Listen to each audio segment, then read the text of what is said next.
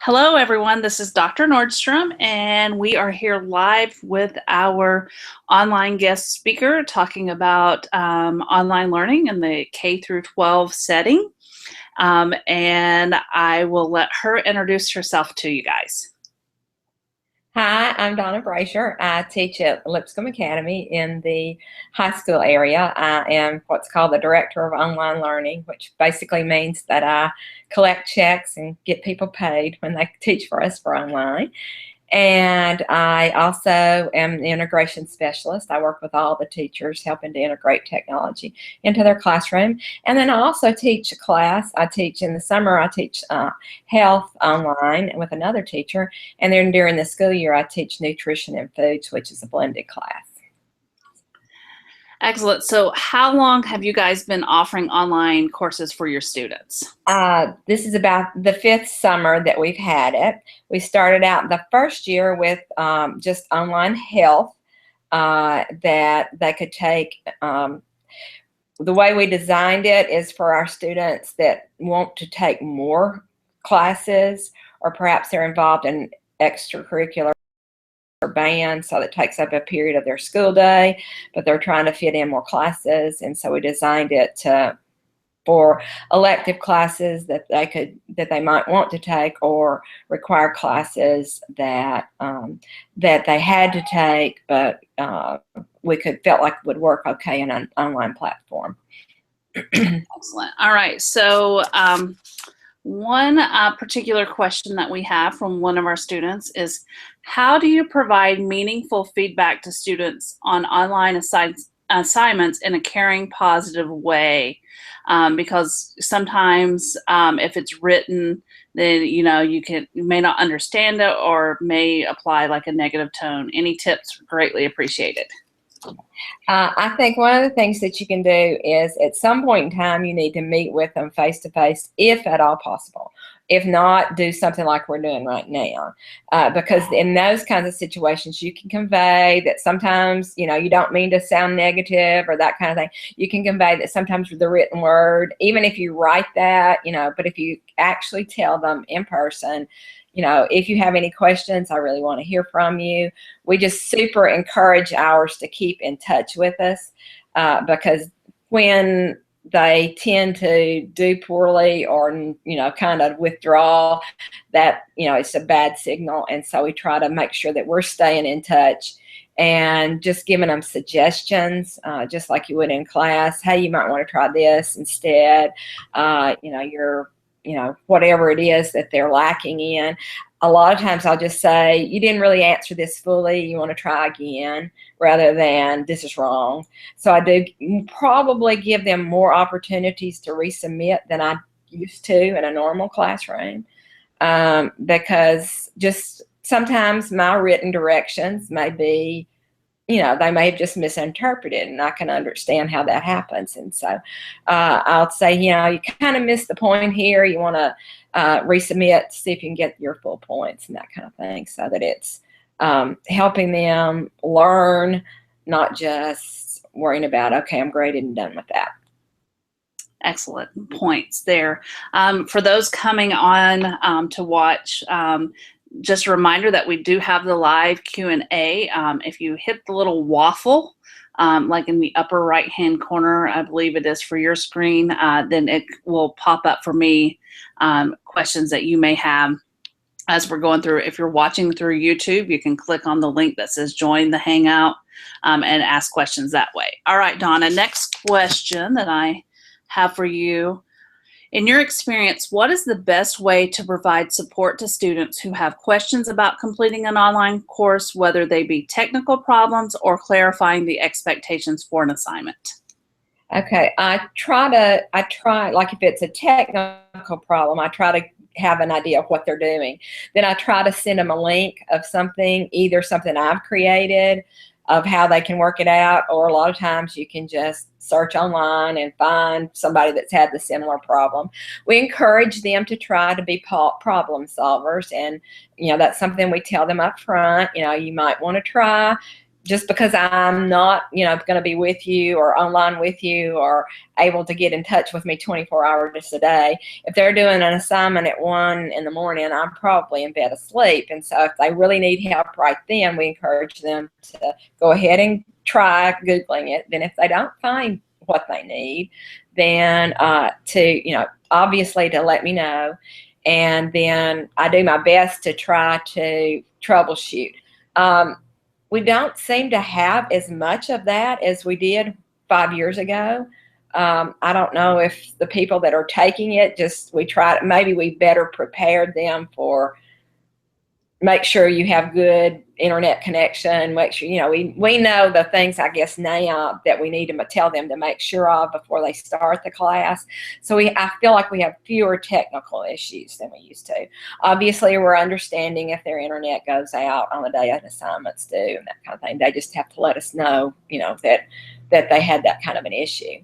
And then on the other part of the question on actually trying to explain things to them,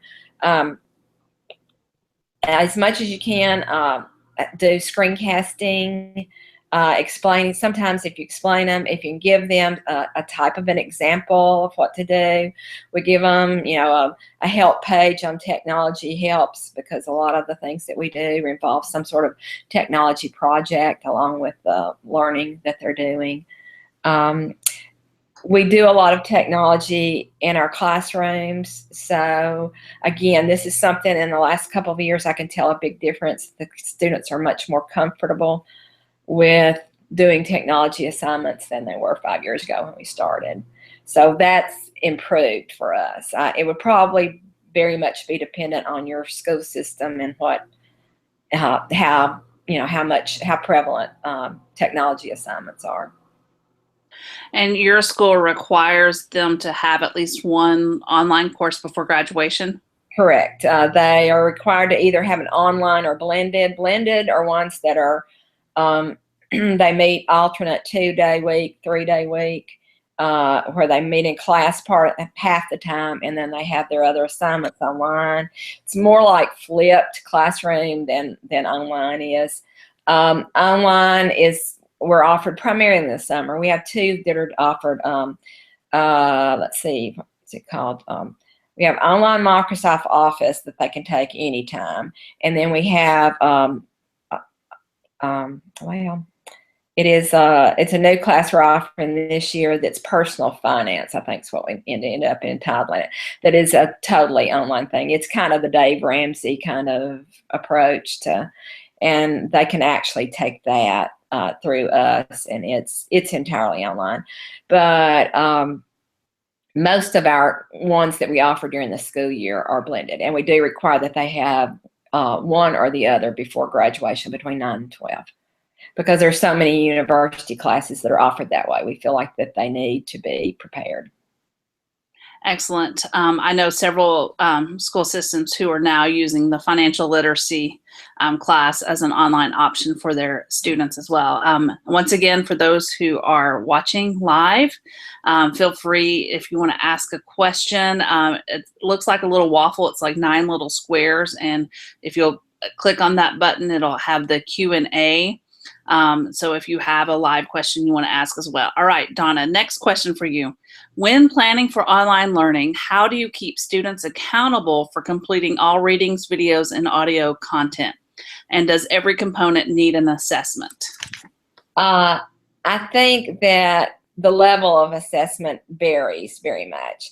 I think you do need to keep them accountable. Sometimes it may just be state that you've read this, and that's, or it may be that you ask just 2 or 3 questions, or what I use most often is summarize 3 things you learned, or 3 things that were interesting to you, or give me 3 things that apply to your life, or it obviously depends on the material that you're covering, but how would you apply this? So that they have to have read it in order for them to be able to tell me, how it would apply to them. So that I'm trying to make it something that personalizes, so that maybe there is something in the reading that or they're going in at least with the mindset of picking out something that applies to me. And because I think that's where they really need to plug in. And so that helps on those, you know, on reading assignments. On watching videos, it depends on the format you're using, whether or not you can, you know, some things you can actually tell who watched it and who didn't. So it kind of depends on, we have what we use with Schoology. I can actually say, you know, you didn't, I know who watched this. So, you know, if you're doing it like we used to do it on a wiki, I didn't know if they watched it or not. So, but I think, and still you can just have a comment section, like a discussion post, and have them, you know, depending on the length, 1, 3, 5 statements, covering, summarizing, something like that, in order to make sure that they've read. And then occasionally, if it's a lengthy reading, I may have some kind of guided reading where they actually have to answer some questions, if I'm really wanting to point them in a certain direction. It kind of, you know, it kind of depends. Excellent.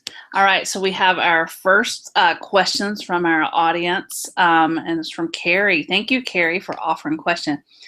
She says, thanks for this offering and all the information about your online classes, but she has some questions about Google Hangout. And so I'm going to go ahead and answer this one in case other viewers are on here. She says, I don't see other viewers. Have you set it up so that only our guests and you have the video and audio? And yes, because I'm using Google Hangouts on air and not just Google Hangouts with the video chat. So right now, Donna and I are the only two that you'll see.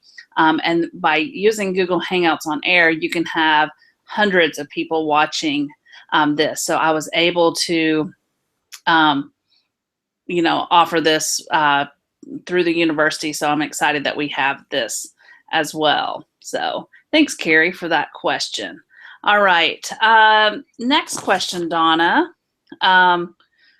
This student says, when I've participated in online learning, I feel as though I'm missing out on information that I might get in a face-to-face class and feel like it's a little more difficult for her to communicate with the teacher. How do you accommodate to make your online classes have the same amount of information a lecture would have without the lecture? That's good. I think that is hard, and I think it is really one of those things that points to teaching style and learning style. When you think about both way different people learn, some people, you know, like to delve in and get it all themselves. You can give them a textbook and they can pass algebra without a teacher. Some people really need that personal interaction, and the online classes, it's really harder. You have to work harder to make that personal connection. I like to get to know my students so that they feel really comfortable to chat with me online, and that way they're more likely to answer questions. I know as one of the best ways that you can see what works and doesn't work is to take an online class, and you can see what works for you. And obviously this person has taken one, because they feel like they're missing things. And so if you do, ask more questions. I love it when my students ask questions. I love it when I feel like they're really plugging in. I a lot of times will put additional bonus material on there that, is not something that I necessarily test from or something. But if you're somebody that this is something that's really, hey, I'm really interested in this portion where maybe the next chapter you're not, I put things on there that if those people, they can have that opportunity. Really, really concentrate on trying to get some collaborative learning going. You really do learn from other people. That was my least favorite thing I did when I was an online student, because I'm kind of one of those people that I'm always working ahead, and and I know I've found through online there's about 10 to 15% of us that work ahead. Most people are right on time, and then there's 10 to 15% that are always behind. And I didn't like waiting till 11 o'clock for somebody else to do their work so I could come back and talk about it, you know. So that was difficult for me. But yet I can look back and think how much I benefited from the other people in class. So whatever you can do to get everybody talking, and especially, you know, you're going to have, like I said, you're going to have a small percentage that really get into it, and then you're going to have those that just do the work. But those that just do the work can still be a benefit, and those that are really into the material, they can really help you teach. And so you need to really work on collaborative learning, and then you need to really work on making sure you're really accessible. I tell my online teachers, I know there have to be boundaries. I tell my kids that if you email me a question after 11 p.m., I probably am not going to answer it till the next morning.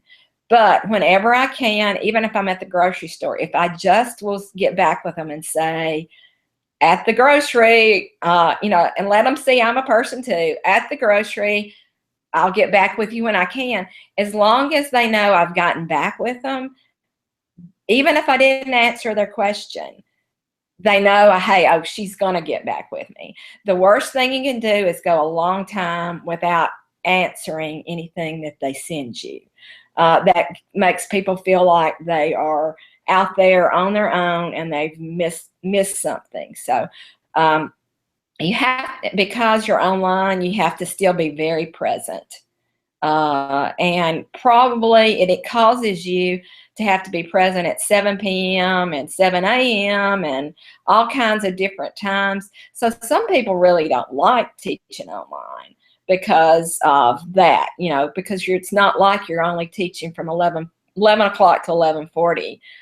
You've got to be available to them, not 24/7, but a lot closer to 24/7 than you do in a normal classroom.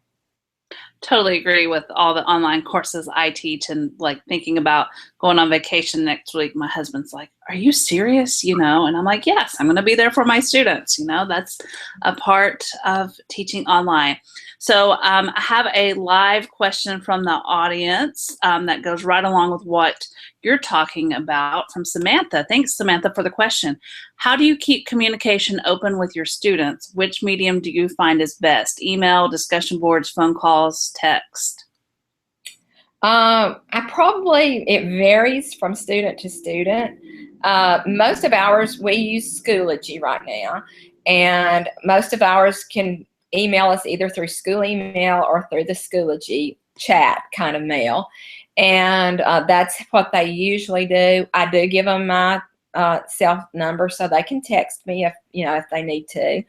But I tell them up front, my email comes up on my phone, but they can do, so it's either one. So it's not like they have to go through a certain format. I think they prefer texting or email over talking on the phone. Usually when I actually talk, it's either a setting like what we're doing right now, or I'm talking to their parents on the phone because they're not doing their work. And I always, just let them know too on that, sorry about that.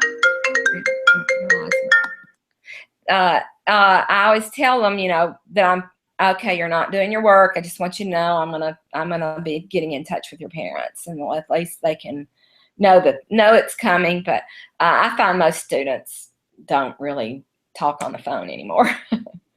Absolutely.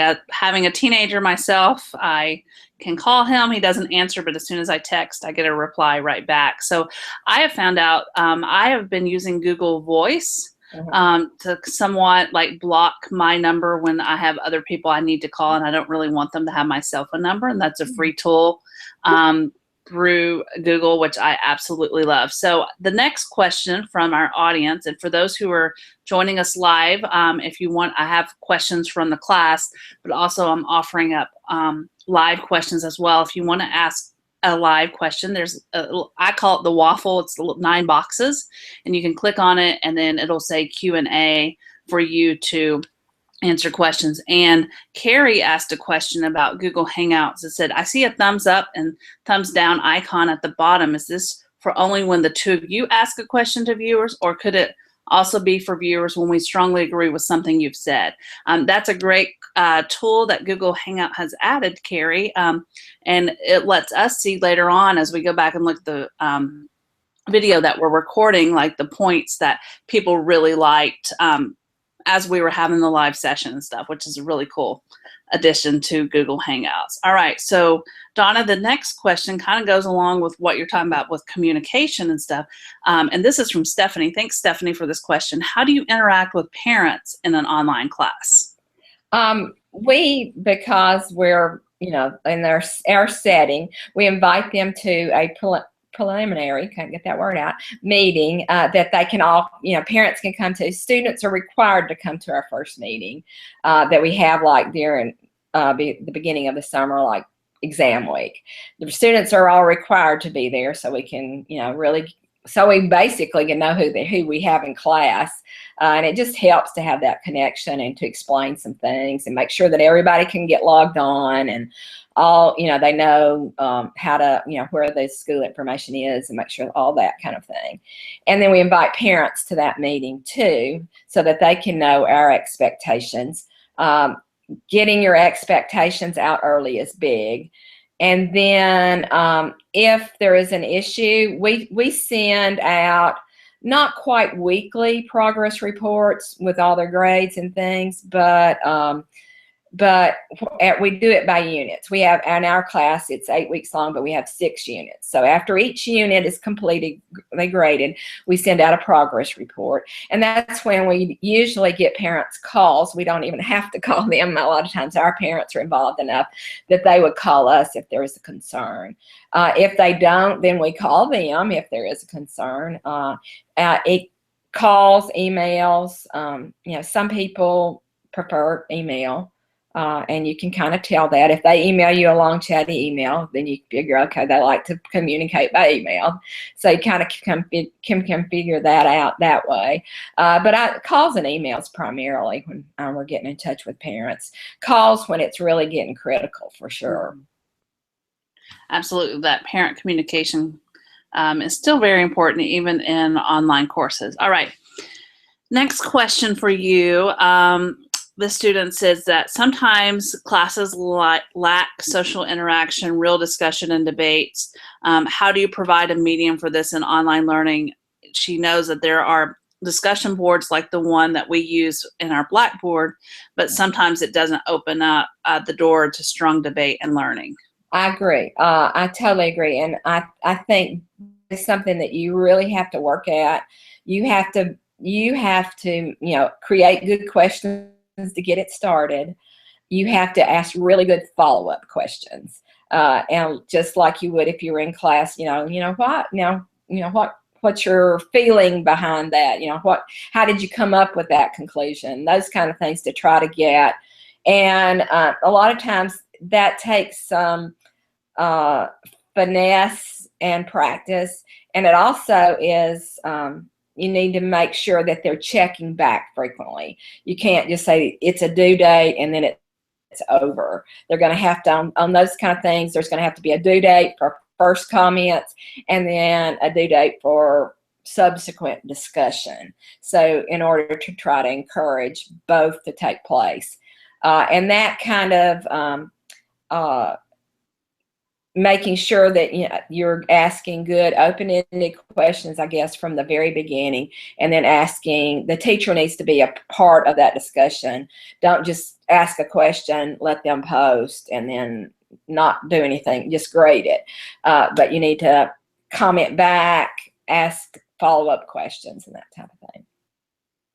Excellent. That's a great question. I see Samantha's question here on how do you make debate an integral part of an online class? That's probably a weakness, honestly, that I have, because it's like it's a lot. It's difficult, and so I do think it is one of those things that you have to set up some boundaries first. Make sure that they know that.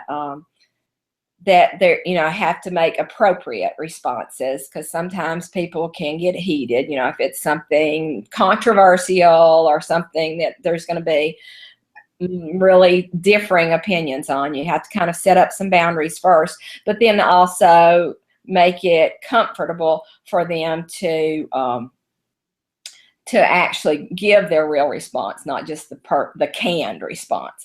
And I think what you need to do early in the course is ask some real easy kind of things to get people used to talking. It may be something that are just opinion kind of questions, so that they can, you know, see that, hey, I can give my opinion and it's okay, and that it's not something that's not controversial. You know, it might be just tell us an experience you had, you know, with whatever the topic is, so that they're used to, and then getting other people, and then say, anybody else ever had that happen, and get them kind of used to going back and forth before you introduce the little bit harder things. It's just kind of like when you're getting to know your students at the beginning of the year.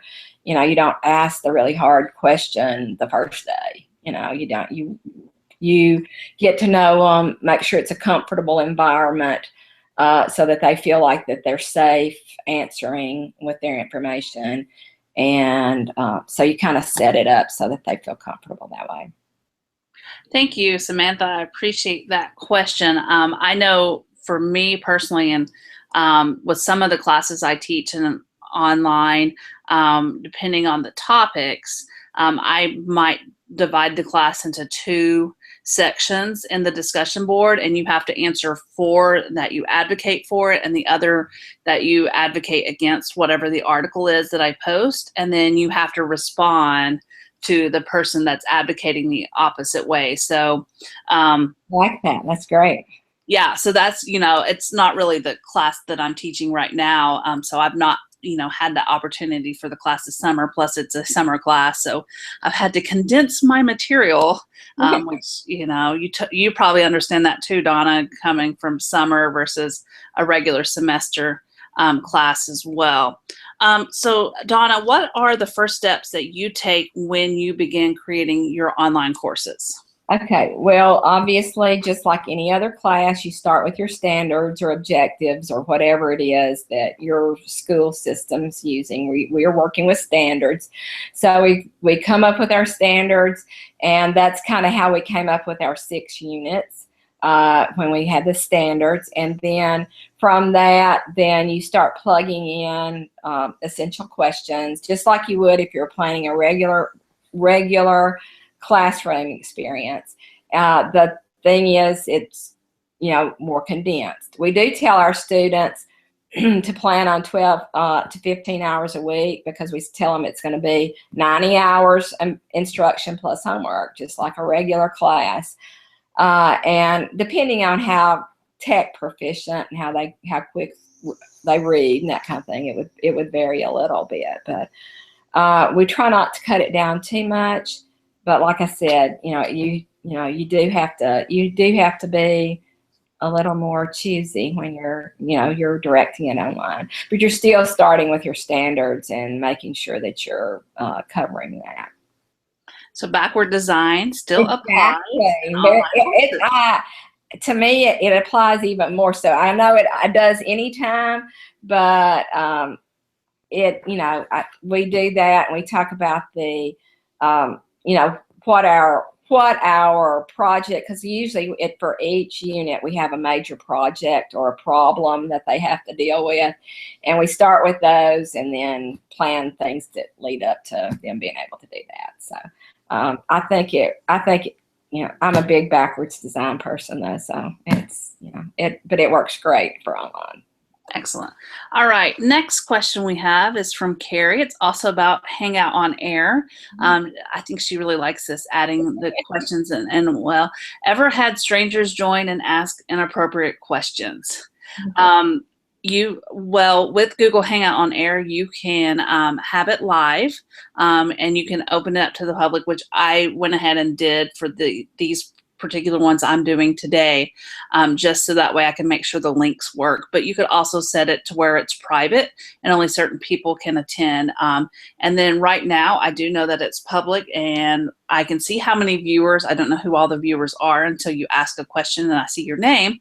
But I have the option of selecting the questions that are showing up on my screen. So I do have someone that's not in our class that has asked a question. I've not selected it yet because I want to get to my students' questions first in my class, but then I can, I have the option of answering those questions or not. So you do have control of that, Carrie. So that's a great question.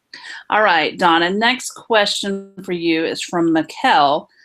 How do you establish class norms surrounding being thoughtful and respectful in discussion forums? Well, because I teach at Lipscomb Academy, there's sort of an expectation generally. Most of our students are respectful. I'm sure it would be different. I would say I've not had any problem with that. I've had maybe one issue where somebody, disagreed, but I mean, they did it in a reasonable way. I just had to say, let's just make sure that we, that we're respectful. Not everybody has the same background or beliefs or whatever. And so, but I do think that's something that you have to go over with them. I think that if you have if you possibly can meet in person and outline what you mean and give examples of what to do and what not to do. If you can't, I would do it in a situation like this rather than just writing, here are the rules, because a lot of times they might not read the rules or they might interpret it differently. But you just need to model that. If you see a discussion post, just say, let's remember to be respectful of other individuals. We're all from different places and that kind of thing. I have not had a great deal of trouble with that. I think students still, at least our students, still perceive it as a class and know, that there's certain behaviors that they shouldn't do. But I'm sure that's not true everywhere.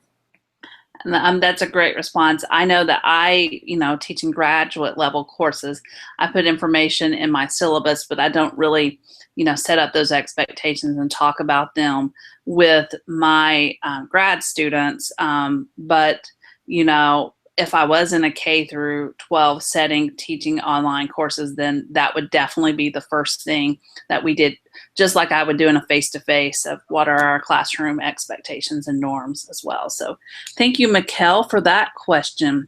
All right, Donna, next question from Samantha. In her practice in the classroom, she finds that building relationships is really key to learning. So how do you build relationships in an online setting? I totally agree with your idea of building relationships. That's great. That's another reason we meet with them face to face. We usually try to do something so that the first thing they do is they introduce themselves online. You can do that in the form of something like we're doing right now, or you can do even if it's a picture, I have them upload a video sometimes of themselves. They have to tell me just something about themselves, and they all have to watch each other's. And of course, our kids pretty much, we have a few students that are not Lipscomb students that take the class, but for the most part, it is our students, so they kind of already know each other, or at least know who they are. And but I have them, tell me something about, their background, their interests. They post a picture, it has to be of them doing something they like to do or whatever their favorite thing is, not just a picture of them, whatever, not just a normal selfie, but, something, an active picture. And have them try to do that. And then I try to, like I said, I try to say, like, I'm at the grocery store, to try to make it like I'm a person, y'all can, and they tell me, or if I say, let me know if you're going out of town or going to be traveling, or if I know they're going on a mission trip, I say, I try to interject, hope that goes well, I'll be praying for you, or whatever it is. Because a lot of times, since it is online, they'll say, we'll tell them they have to get things done before they go, or they're going to have to work while they're gone, or there's going to have to be an extenuating circumstance. And so occasionally they'll tell us, and a lot of times they do tell us when they're going to be out of town. I may be late posting or that kind of thing. And so we just encourage them from the beginning to stay really in touch with us. Think of me as just, I'm checking in, and I'll just say, hey, occasionally I'll just, email all of them. It's very simple to do, just to email everybody and say, just checking in, everything going okay. So it's not as easy to establish a rapport with them, because I really like that too. The way that I have good classroom behavior is that we get along in my class, and I know my students and they know me. And so it is different and it's harder to form those connections, and that's something I miss. That's when I like blended better than online, because I miss those. I like kids, so I kind of miss seeing them. So it's a struggle. So, but the more you talk to them, or the more you email them and say how things going, the more they're gonna respond back to you and tell you, tell you what they need to, rather than. And another thing I always tell them, like a lot of times at the initial, they'll have their parents email me a question or something like that. And I tell their parents, glad to answer the question, but please have your child email me. Totally, this is their class, want to get them plugged in. And so that sometimes is an issue, that somebody else is trying to ask for them. So just have to get them, sometimes you just really it's a struggle, but you have to really get them in. And then, like, when they show those pictures and they're doing something, oh, you do, oh, do you play the guitar, whatever, and ask them questions about it, so they know you're interested. Absolutely. That's a great question, Samantha. I know that there are like several examples on Google on like online icebreaker activities. I know my tech students kind of go through the classes in a cohort, so we don't want to do the same thing every time, because the majority of the classes are the same with the people. And so I do things like, they do the intro of who they are at the very beginning, but then like the next class, we may, for the icebreaker, do like 2 truths and a lie, and we have to try to figure it out.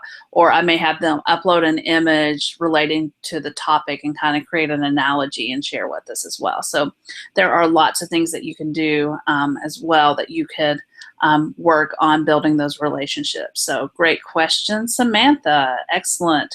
Once again, for those joining us live, if you want to ask a question, there's a little box in the upper right hand corner it's really 9 boxes. I call it the waffle. Feel free to click on that, and it'll say Q&A, and you can ask us some questions live. All right, Donna, question for you. What is the most difficult aspect of creating an online course? Creating the actual course is to me the easy part. It's the organization and all that kind of thing. The difficult part, I kind of get in a zone. I don't know about you, but like when I'm working on something, if I have to really be paying attention, I kind of do it a lot all at once. I do it in pretty big chunks. It's not like I do an assignment and then come back and do another assignment. I have to really get kind of inspired. And so I study up on what starting again with the standards, using that backward design, study up, okay, how is going to be the best way to get to this? What kind of assignments do I need to do? And I think when it's just organization. And if you're a good organizational person, normally it's very helpful when you're creating an online class. If you're not, it's going to probably really be hard for you if you're not organized, and it's going to really be really hard for your students. So I think organization is the big key, and just knowing, like, here's my 6 units. This is where I want to be at the end of the time period, and then plugging in appropriate projects, appropriate assignments. We kind of make tests real secondary. Their projects are worth more than their tests. We let them use open book online for tests. So since it's online, it's open book and untimed. So we don't, they can sit there and look all the information up for those, but we don't make that the big focus. And I guess that, we want a project that shows that they've actually put what they've learned to use. And I think the planning of the projects is the biggest thing.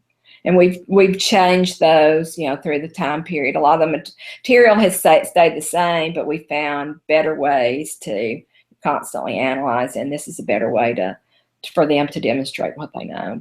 So the projects, I guess, is the hard part. Absolutely. And I love that you include like the project-based learning, because that application gets really deep and really critical with the content as well. Let's see, I'm looking at these questions that I haven't asked yet that I have from the message board in my class. That's classroom community, which we've talked about. Building community. Do you think that you get to know your online students as well as you would get to know them as traditional students? No, I don't. I definitely will say no, but I do. I know I can give an example. I had a set of twins last summer, and I did learn enough about their personality that, when I talked to their mom at a later date, I said, and said, this one is a lot more outgoing than, so you can tell more than you think you would. But again, that's if they let you. There's some students that are harder, just like in a regular class. There's some students that are harder to get to know. Those quiet ones that are doing their work, like I could sit over in the corner and, nobody know them if you don't really seek them out. So some of them you have to work harder to get to know, but definitely you do not get to know them as well as you do in a row. And for us, it's a short period of time. When you have them for a semester or maybe a year versus 8 weeks, you're not gonna go through nearly as many experiences with them. Absolutely. And one thing I really like about online courses with students is that some of those students who are really quiet and face-to-face questions, Exactly. they feel like they can really shine in the online setting. Exactly. It's funny, ones that I've had, first in class, and then when I have them, I'm like, wow, some of them are virtually the same. They're the higher achievers, but some of them you do have some real surprises that just really, really enjoy the format. So how do you keep parents from being overly involved in the students' online assessments and the assignments? Well, I think one of the reasons with testing that we just don't, we count it, it's like a 50-point test, not a 100-point test or something like that. So if they want to help them with those questions, we know that there are some that will. It's just a fact of life. Even if you tell them, that, you're to do your own work, you use your book, and you use sometimes there are people that are gonna help. And that's when I think the projects really help. Obviously, a parent could do a project for them. There have been times that I suspected a parent was doing the work. And it is difficult, but you also get that in a regular classroom. Parents help create the paper, parents, those kind of things. So that happens in any classroom. We discourage it. Do we totally eliminate it? No. I would like to have a perfect solution for that, but I don't. Yeah, wouldn't we all? All right, so the next question from one of our live audience viewers is from Stephanie. And once again, if you're live and you want to ask a question, you can hit it's the 9 boxes. It looks like a waffle, and you select it and it says Q&A. And Stephanie is asking, do you have any experience with synchronous learning, and are there any benefits to this type of online setup versus asynchronous learning? I suggest using both. Asynchronous works well for us because a lot of times our students are, some of them are gone this week and another week and that kind of, so the vast majority is asynchronous. But I think you at some point in time need to do some synchronous. You do have to give options a lot of times because everybody can't be there.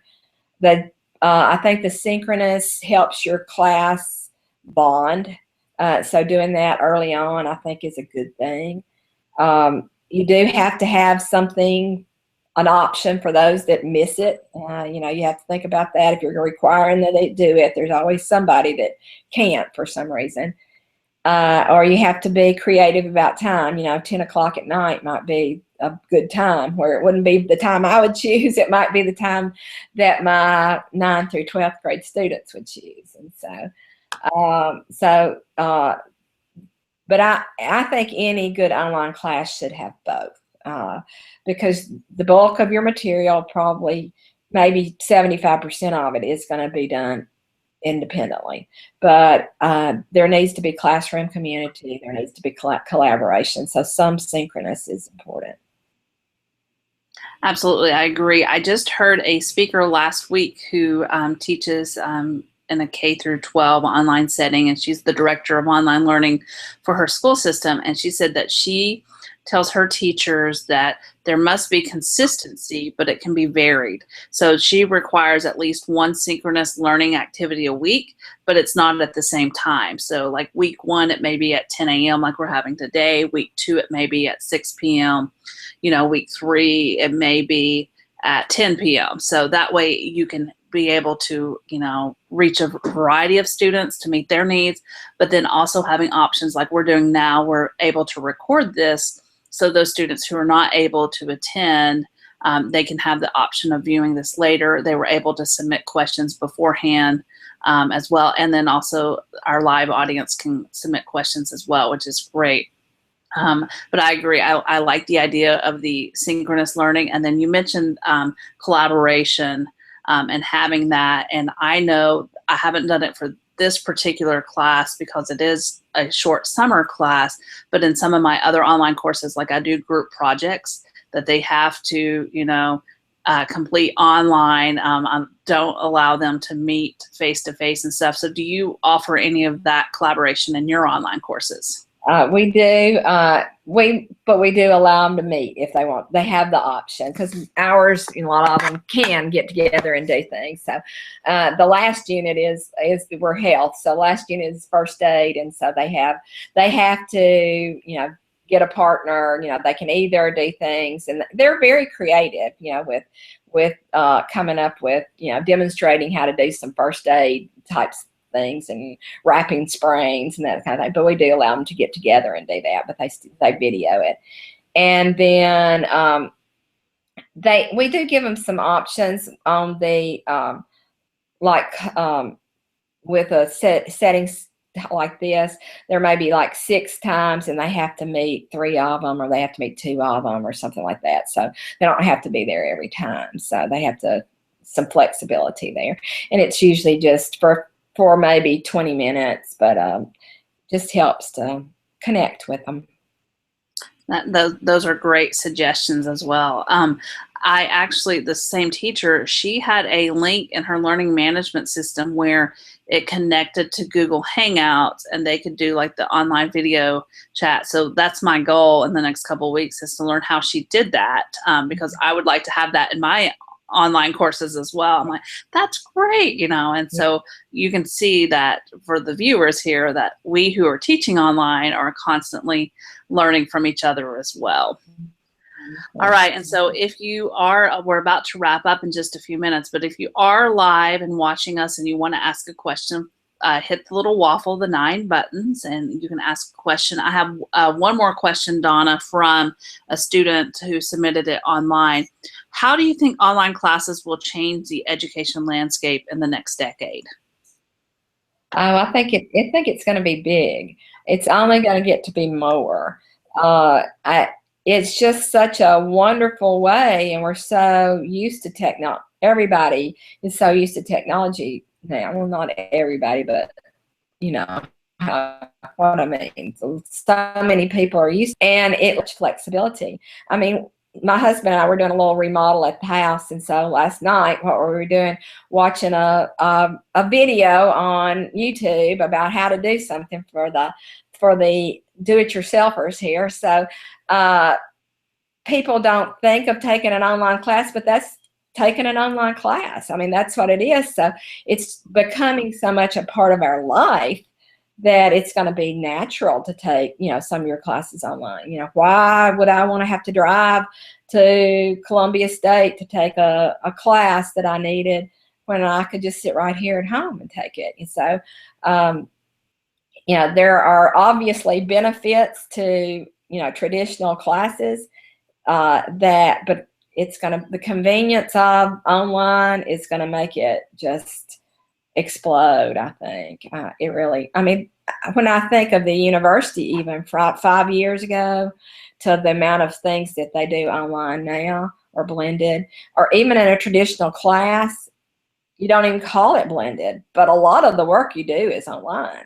You're posting to Blackboard, you're doing a lot of things, so it's just going to be a natural that, you're going to, and it opens up so much potential. You may not have, like rural school settings where, they can't afford to offer chemistry every year. A student can take chemistry online when they need it. And is the experience the same? Is it quite as good as if they were having labs with other people?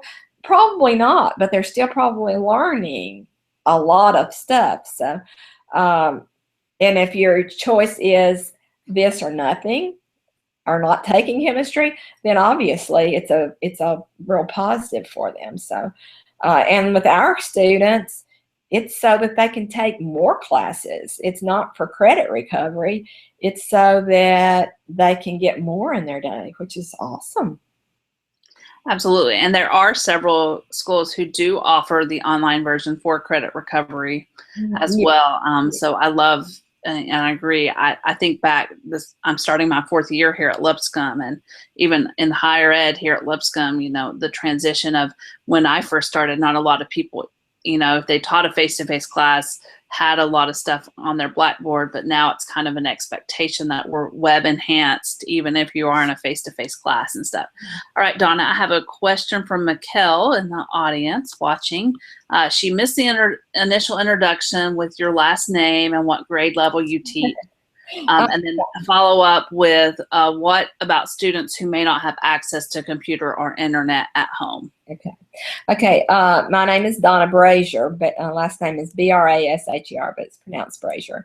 And I am in 9 through 12 at Lipscomb Academy. I teach some online and some blended classes, but I'm also the integration specialist. I help the other teachers integrate technology in their classes, and then I oversee our online program.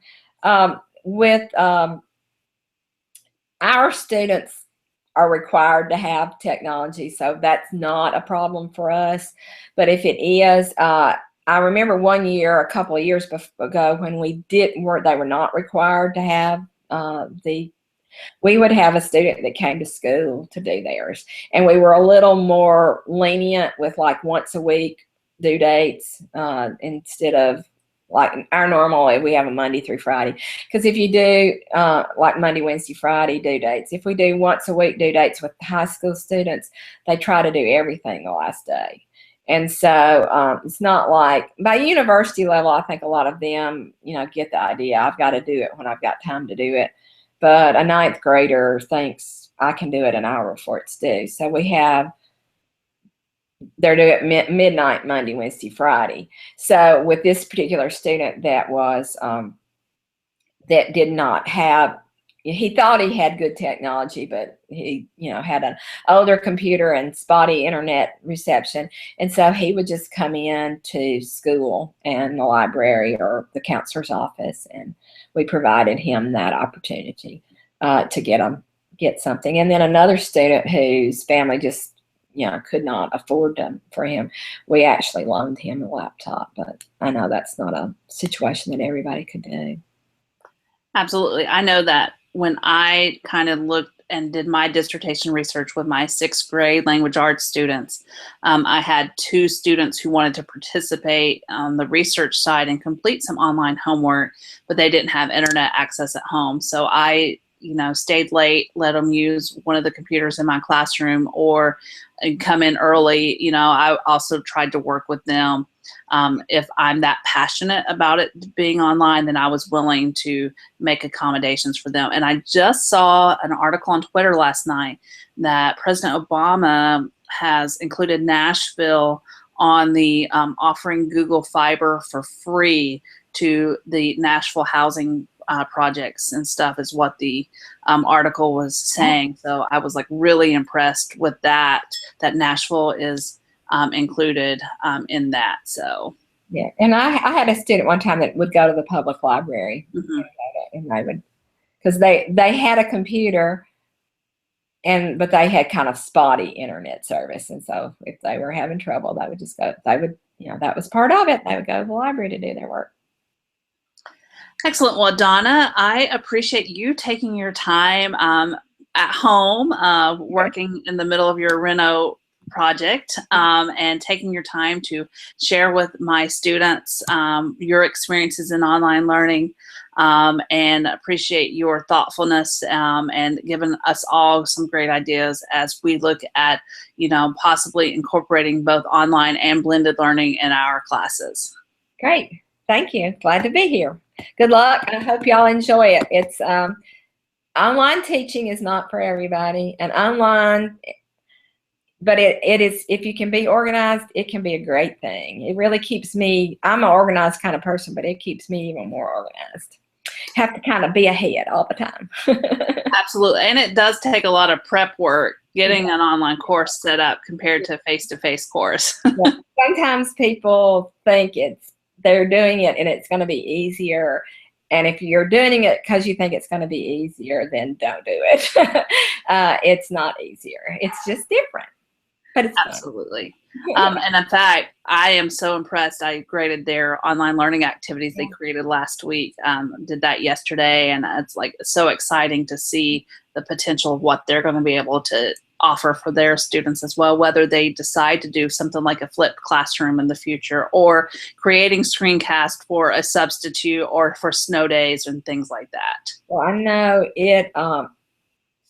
You feel like they get more material in a regular class, but you can give them a wealth of material. Now, whether or not they have to be responsible for their learning, and so they have to go through it, but you can give them more material in an online setting. It's just whether or not they accept it.